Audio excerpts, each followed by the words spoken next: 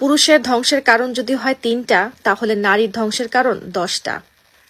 নারী শুধু হালাল ছেড়ে হারামের দিকে গেলেই যে ধ্বংস হয় তা কিন্তু না। নারীর ধ্বংসের অনেকগুলো কারণ আছে। নাম্বার 1, যে নারী স্বামীর সংসারের চাইতে বাপের বাড়ির সংসার নিয়ে বেশি চিন্তা করে।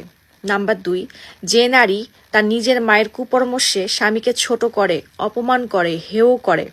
নাম্বার 3, যে নারী তার স্বামীর সাথে মুখোমুখি তর্ক করে, বেয়াদবি করে, উচ্চস্বরে কথা বলে, স্বামীর হুকুম না মানে, স্বামীর হক পালন না করে, স্বামীর ইনকামের উপরে সন্তুষ্ট না থাকে, স্বামীর সাথে একটু কিছু হলেই ঘর ছেড়ে বাপের বাড়িতে চলে যায়।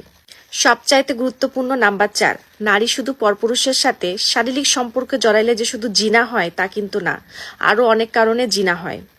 যে নারী তার স্বামী থাকা সত্ত্বেও গোপনে গোপনে মেসেঞ্জার, হোয়াটসঅ্যাপ, বিভিন্ন ওয়েবসাইটে ছেলেদের সাথে চ্যাটিং করে, প্রেম করে, রসালো গল্প করে, ব্যক্তিগত ছবি সেন্ড করে, এটা কিন্তু নারী ধ্বংস হওয়ার অনেক বড় একটা কারণ।